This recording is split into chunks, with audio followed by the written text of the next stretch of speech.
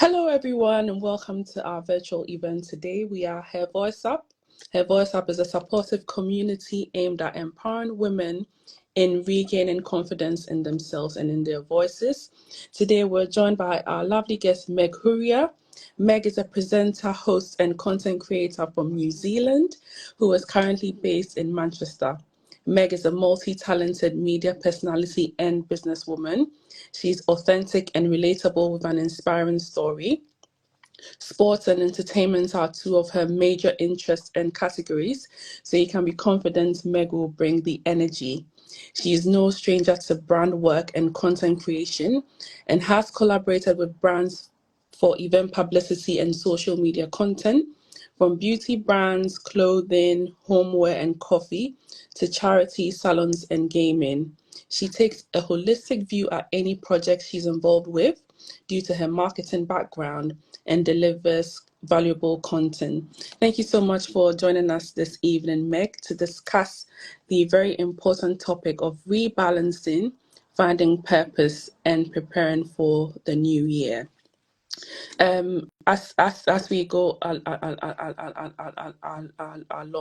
drop your quick questions in the chat, and Meg will answer them for you.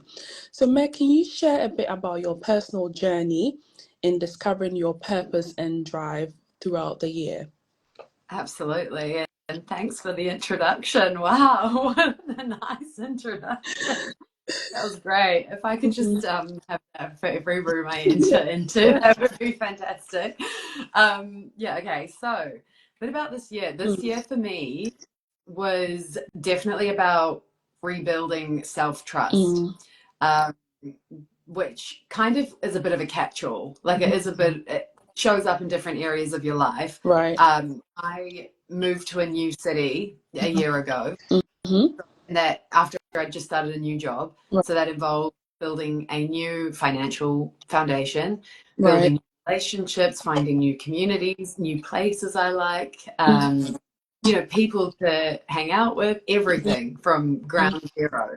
Right. And I found myself falling into a bit of distorted thinking in terms of I was catastrophizing or putting pressure on myself for perfectionism, and it led me down a path of what if I don't figure it out, and kind of going into that negative side and doubting whether I could deliver for myself. And I'm quite a quietly confident and driven person, so it was quite a confronting experience, and it felt quite heavy. So in order to overcome that, for my birthday last year, I decided to give myself a year of therapy to understand my mind a bit. So that kind of worked through ideas that you don't lose yourself in moments like that. You just kind of tuck away and then bring them back out to center stage when it's safer to do so, or you feel more confident to do so. And working on my self-trust really helped me, remember that I will never let myself down. I never have in the past, and I'm not about to start doing it now.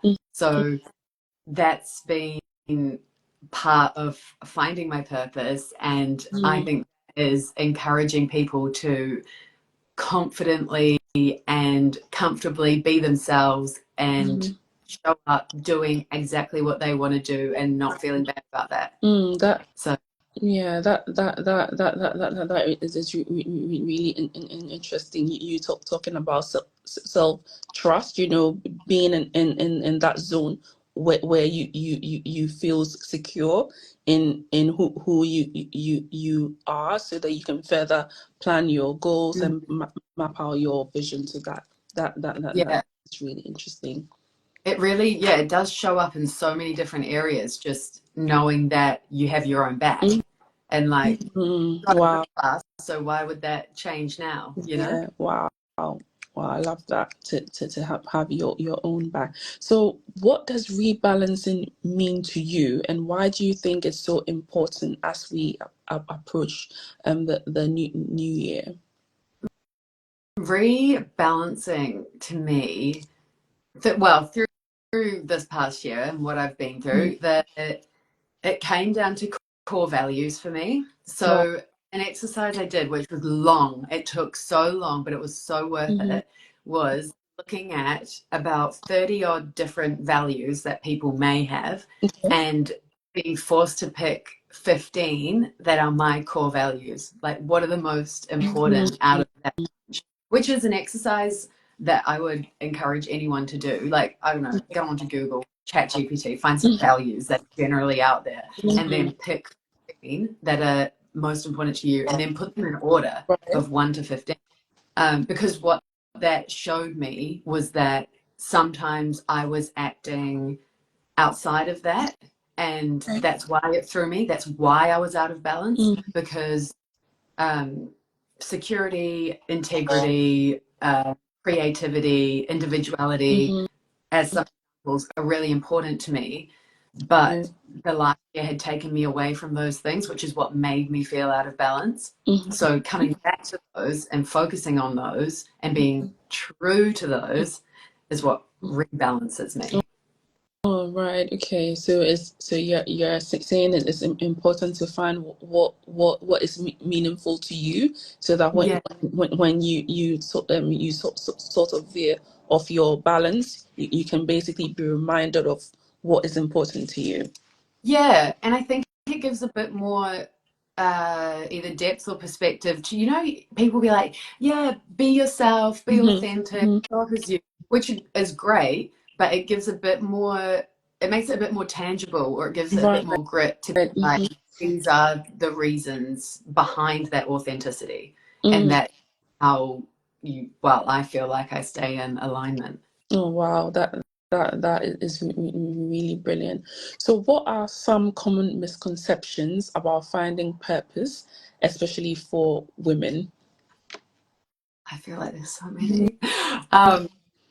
One, I think the expectation that it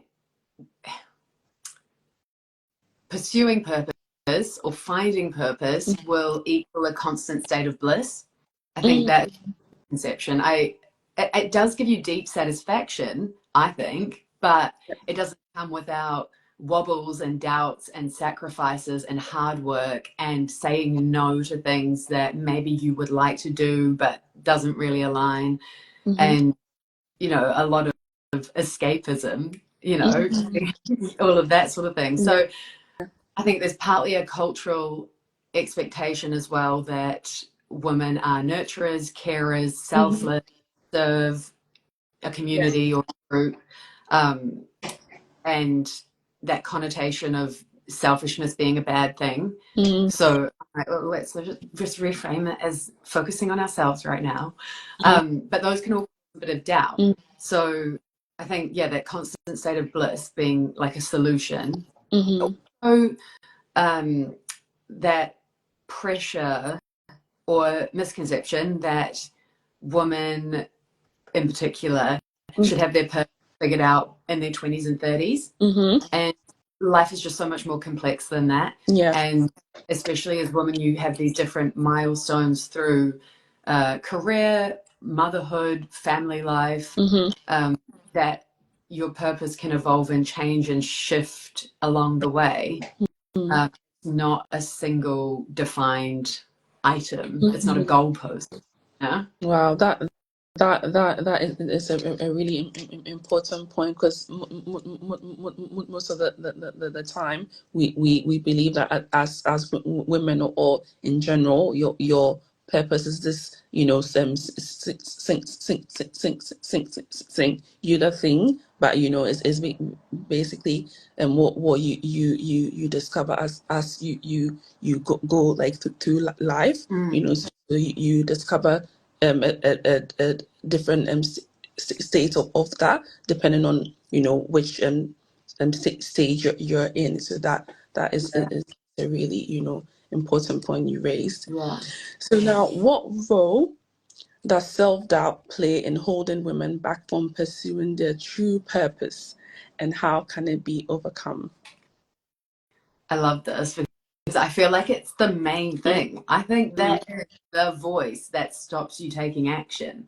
That is, well, for me at least, obviously I'm going to speak on my experience, but it's like you are the director, the producer, the actor in your life. If you have any doubt in the production, the show is coming to a halt. That is not going ahead. And I think that's when you hit like a stagnant place. For me, as a child, I always have loved being on camera. I have like get out the camcorder and I will turn on into a performer. You know, home video content it's cringe now, but I loved it. Whenever that camcorder came out, I was on. There's garden tour videos, there's then bedroom tour videos. That my poor brother, I forced him to be the interviewee so many times. Wow.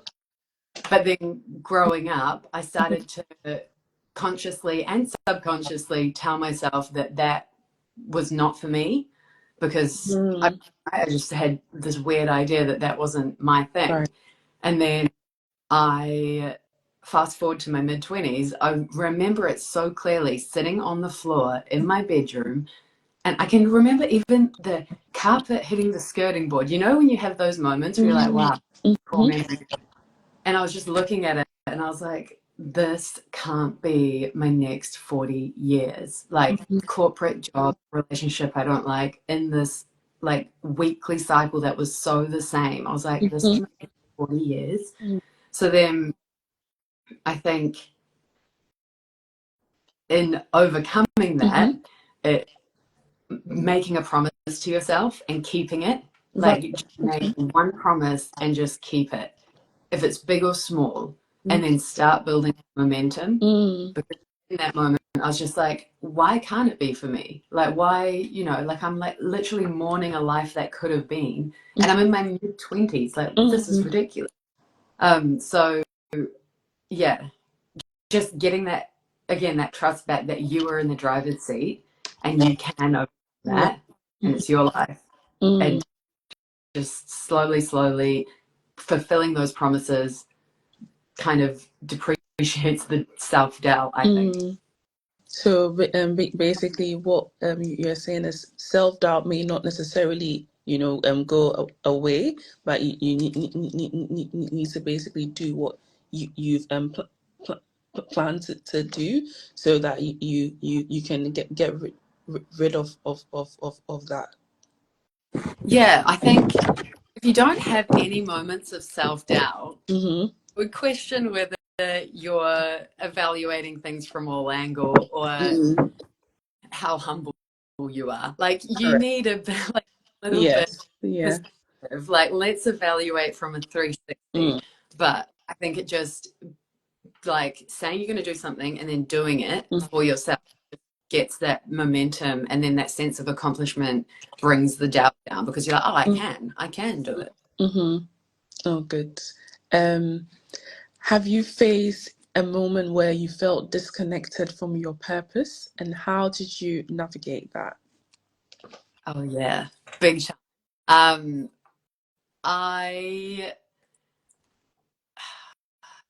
Where do I start with this one? There's I love talking about this sort of stuff. There's a quote that is, the problem with having an open mind is that people will insist on putting stuff in it. And I think when you're so hungry for that purpose and fulfilling that drive and getting that reward cycle from accomplishing something, you have an open mind and you kind of go into that sponge-like mindset, which is great because you're trying to absorb all this information and learn and grow, whether that's from peers, family, friends, online sources, education system, wherever. And I was really like that in 2022, I would say. I was getting a lot of like input from external sources on what I should be doing and brand and how to act and all of that, and took me down a path that did to disconnect me from truly what I would like to be doing and why I started my career change in the first place. Right. Because it made me feel like I needed to start wearing one hat when I walked into a room and put down all these other ones and leave them at home, because it Right. doesn't scenario. Whereas now it's like, oh, I wear a lot of hats, but I don't have to leave them in another room when I step into this one. I can bring all of them and do me.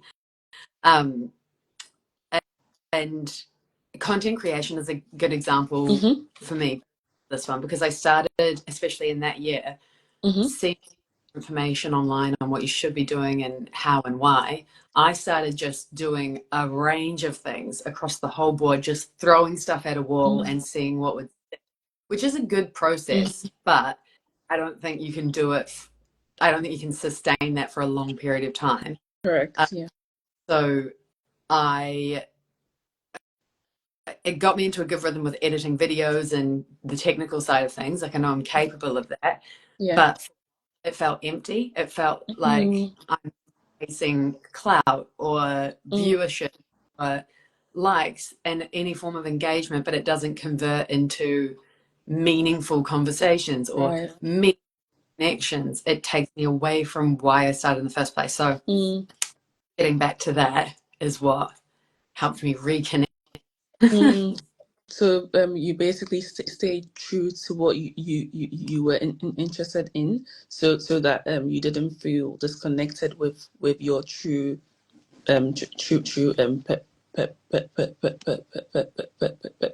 person in that sense. Yeah. That is really good. But yeah, it's a challenging one, I think, because we're bombarded with information these days that and could be doing that Yeah. is like overwhelm and then start going all over the Yeah. place. True. That is really true. So this is a really interesting one. A lot of women or people in general feel overwhelmed by balancing a lot of multiple roles. What are some practical ways to identify when life is basically out of balance? For me, it's the how to say it?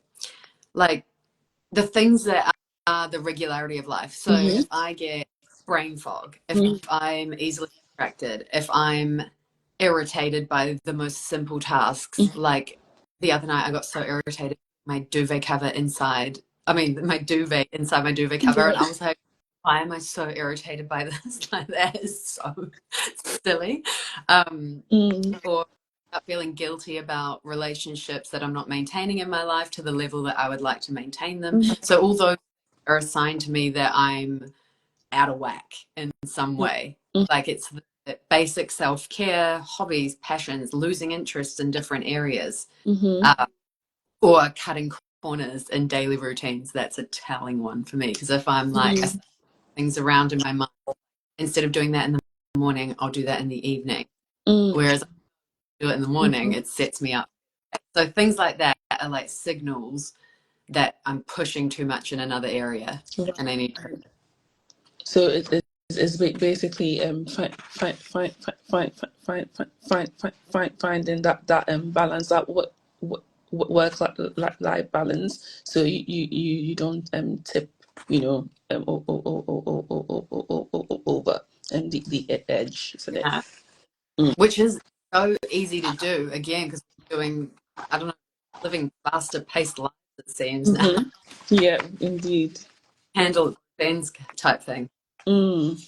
So, how do you personally well, this is basically similar to what we've spoken about. But what advice will you give people who feel like think things are not balanced in their lives, in terms of their goals, and in their purpose in life? A boring answer. But I think like back to basics is so important. Like when that stuff, it's like, okay, sleep water, exercise, my, like nutrition, where am I falling? You know the game Sims, how they've got the bars. Yep. Sometimes I think like that. I'm like, okay, what bars red? Because I had consistently 4 to 6 hours of sleep, and it was bad quality sleep, and I noticed it because my focus and like being able to juggle different things just went. So I think, yeah, when things are tipping out of balance and trying to achieve that, it's back to basics for me. Indeed. So you basically go back to the drawing board and then see how you can plan and re, re, reset. So you have the strength to keep moving on, basically. Yeah, because I think once those bases are covered, then I know I'm capable of doing the day. But if it's covered, it just starts, it goes south. Wow.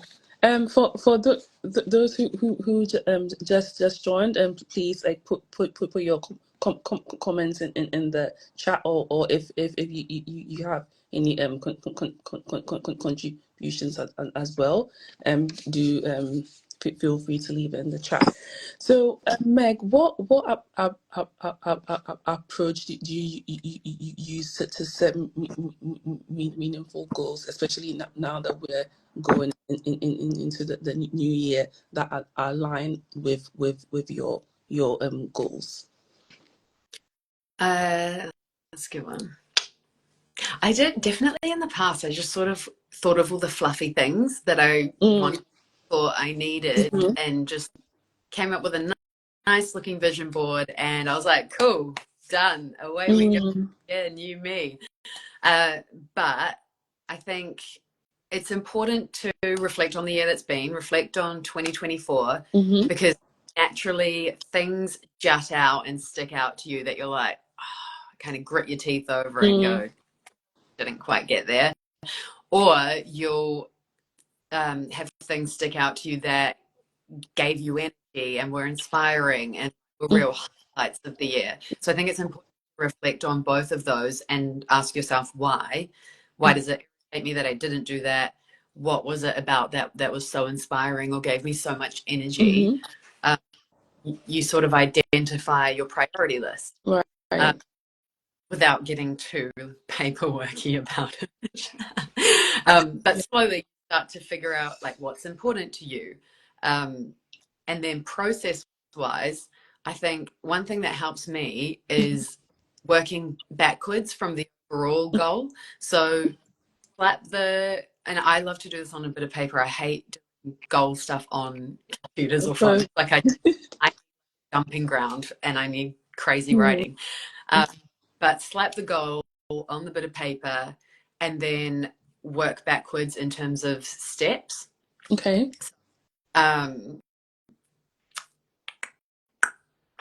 What's an example? One I'm working on at the moment is building a website, which is so ridiculous.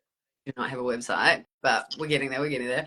So website is the end goal. Then I've worked backwards at all the things I would like on the website, files, media, contact form, and put different steps until the first step, which is signing up to a platform that can help me make a website. And that I just treat it as goal one. That's it. Like that's all I have to do. And I'm not doing anything one day. That's it. But I am number one culprit for feeling like I have to do everything in one day. And cram it all in. Yeah, I've got 15 tabs open in my mind, and then I'm just like trying to do something. So that's really helped me in terms of my approach to setting goals. Just one goal. That is all I'm doing. Even if you want to do it, that's all you have to do this week. And then feeling okay with that, because that's the second part, is not like, oh, I could do more because I've got an extra half an hour. No, the stuff today was sign up to that platform and you've done that job. Then we move on tomorrow, you know? I think that just, yeah. That is really interesting. So, do you then say that is good to not necessarily have that broad board where you put your goals on. You should basically set that you should basically create different vision boards throughout the year. Oh, I've only ever done one per year, but I can get Mhm. into a quarter. No, I love a vision board because I am a visual person, but I think Mhm. it's the end of the process now. So whereas before I would start with that and be like, Okay. oh, what do I want my life to look like? Mhm. Because that kind of goes back to what we were talking about before. A couple Mm. of years ago, I was really like influenced by the stuff I would see online about creating a vision board and being like, oh yeah, that looks, but what does it actually mean to me? So I think starting with Right. the brain dump and then Mhm. images to suit that Right. helps Okay. visualize something that's true to your goals. Right. Because I'm Okay. pretty boards and then be like, I'm not actually paying attention to that corner of the Yeah. board. True. That makes a lot of sense. So, in creating your vision board and setting the goals, especially for 2025, how do you handle setbacks, especially when they disrupt the plans you have for achieving your goals? I think so. For me, 2020 last year was a big setback for me for a few Mm-hmm. reasons, and I think you have to go through the waves of denial, acceptance, Mm-hmm. anger, and Yeah. take some time to think about your non-negotiables. Mm-hmm. So the big picture stuff, like we were saying, vision boards and yearly goals, Yeah. that's fun and inspiring and gets your wheels going. Mm-hmm. But when you're experiencing a setback for whatever reason in your life, you do the opposite. You kind of have to zoom in and look Right. at 1 week and just go, okay, this week I want to do 2 loads of washing. I want to update my CV and go for a walk. And that's it. And call it at that. And don't feel guilty that that's not enough. And don't beat yourself up that you could have done more because you have Mm-hmm. a few things that are important to you and will make you feel better and will start building that momentum Okay. and start like, getting you into that zone of stepping step back. But Mm-hmm. I think the opposite, like you need to zoom in and just focus on 1 week at a Right. time, one day at a time. Mm-hmm. But I think, yeah, just be happy with what you do and don't beat yourself up about more or what you could do. Right. Right. So it's important to just go step by step and break the goals down. They don't necessarily have to be like huge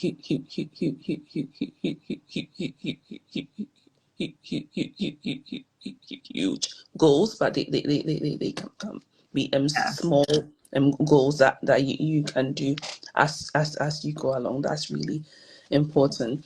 So, what mindset shifts do you think are essential for stepping into the new year with confidence and clarity?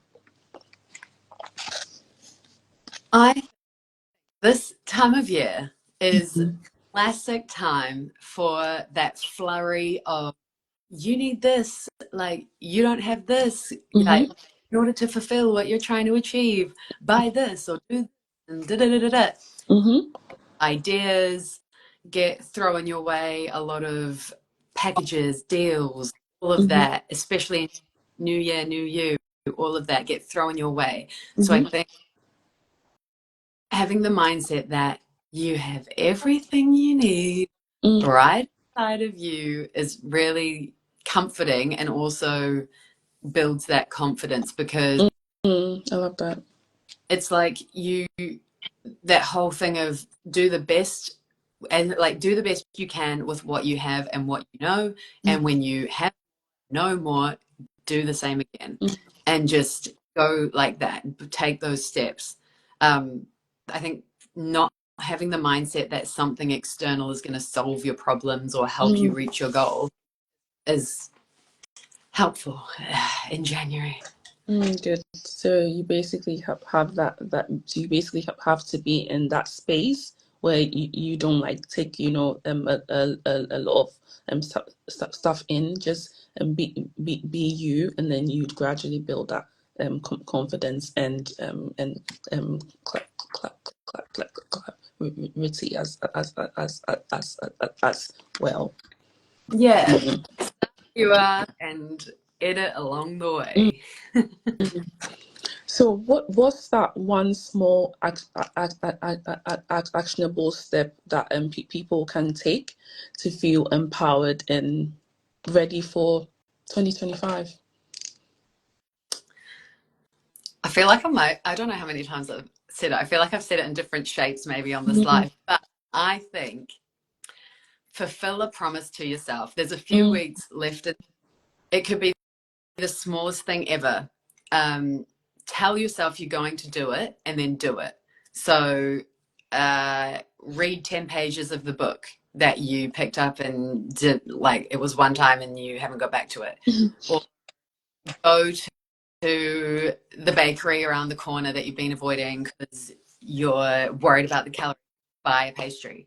Or Yeah. go sit down at a cafe for 45 minutes and dump everything that's annoying your mind on paper. But basically, tell yourself you're going to do something and then do it. Keep the promise, because I think it just makes you puff up your chest a bit, get your shoulders back, and just reassure you that, like we said at the start, you've got your own back and you can. Wow. That is really inspiring. Tell yourself you can do it, and do it. That's really inspiring. So how is it important to have a community of like people to support you in for fulfilling your goals in the new year? I think I mean, it's so important. I underestimated the importance of that until this year. And I think it's important because it encourages accountability, especially for someone like myself who is full-time freelance and work a lot of the time. Having a group of people who keep you accountable or encourage you to express yourself and share ideas and work as problem solve, all of that is so important, because otherwise I'm looking at a wall doing that and I don't get much feedback from my wall. So really great, and that support is priceless, because it's people who are invested in you, but they're invested and they want the best for you, and there's no doubting why. Because for instance, I started going to dance this year, dance classes, and I really underestimated. Shout out Savvy Heels, love Savvy Heels. I really underestimated the value of that community, and that is like my, because after the class we'll talk about business ideas, we'll talk about everything we've got going on, we'll hype each other up, we'll really just like up each other and empower each other and encourage each other, and also familiarity. The familiar faces every week is really a good push of you got this. Right. And I think you can easily underestimate being around like-minded, and then you realize. So it's not like necessarily like your family that can be your support, but you can find that the support in different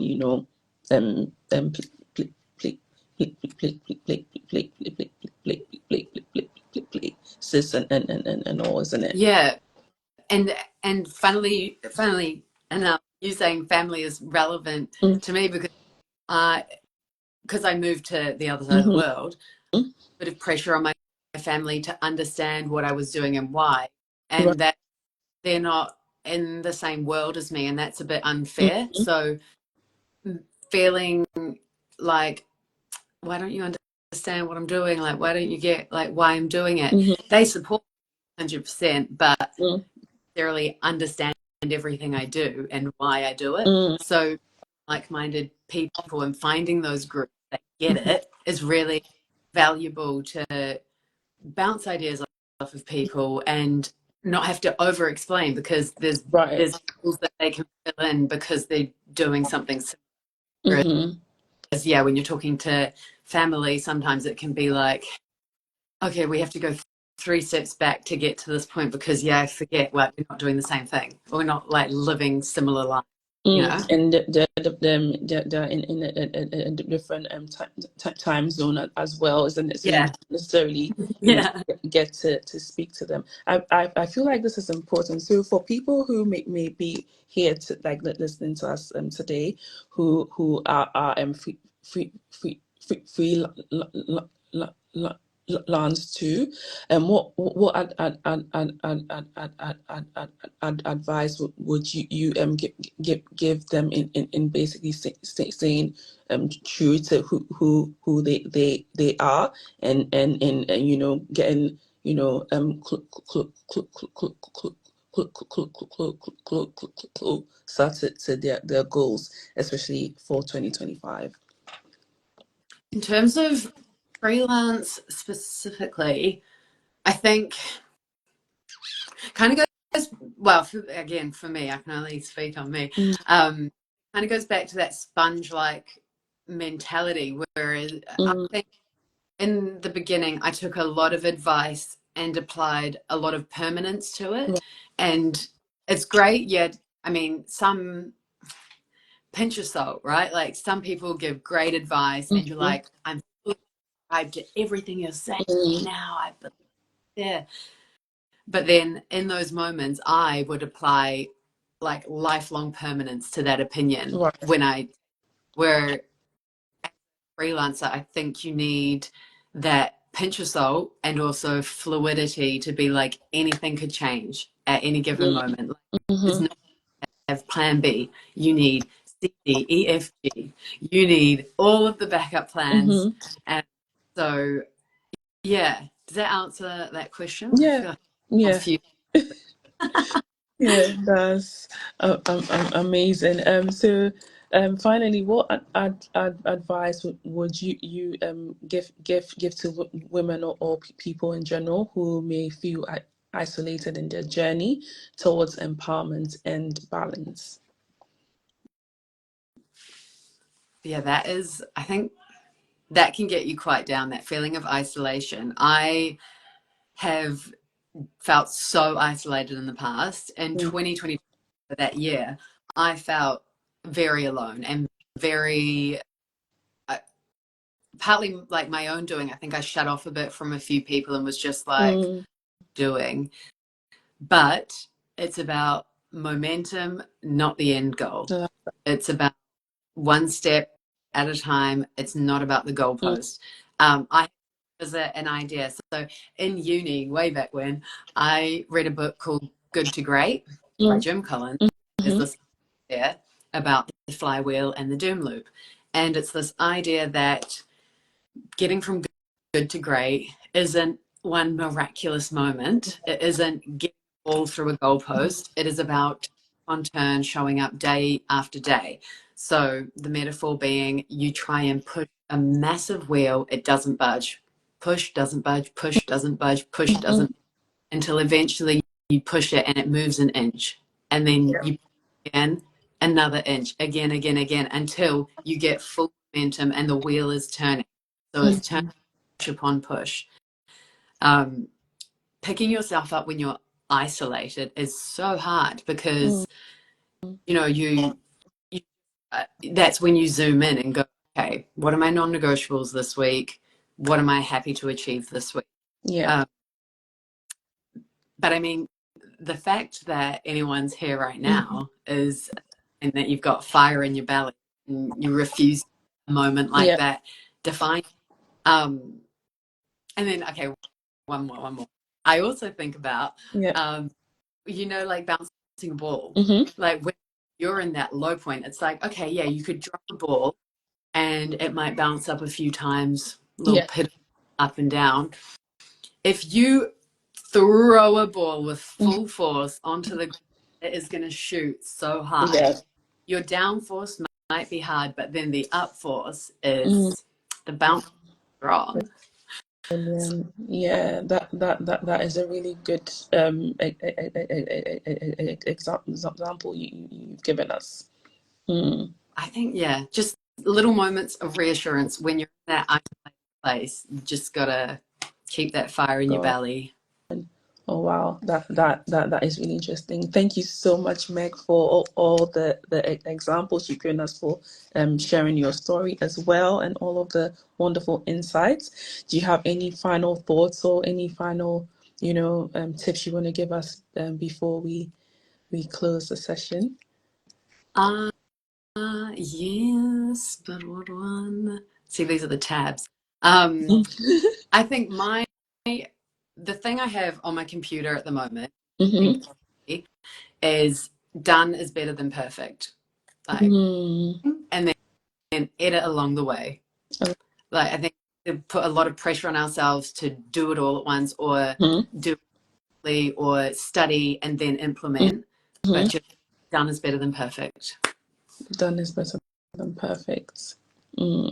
That's really interesting. Thank you so much for joining us, Meg, for joining us this evening. Before you go, can you share your contacts or your social media handles so people can stay in touch with you?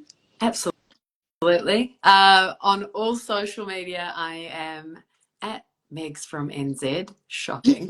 And yeah, that's basically me. That's the easiest way to contact me, probably. Thanks for having me. Love tonight. This has been right up my alley. Really, really nice. And what will stick with me is what you said about self trust. Yeah. So you basically have to have that trust in your self, and then that will take our way your doubts. So that is really interesting. So RP EEMZ said gems. Thank you so much for joining. And we have Mami Isidro as well. She said she loves that done is better than perfect, and she said thanks, Meg. So thank you all so much for joining us this evening for the virtual event. You can follow us on our socials across our Instagram, our LinkedIn, and our YouTube as well, to keep the conversation going. Take care, and wishing you all a Merry Christmas. And thank you, Meg, for being our wonderful guest tonight. Thanks for having me. Thank you so much. Merry Christmas to you and to everyone. Bye. Bye. Bye.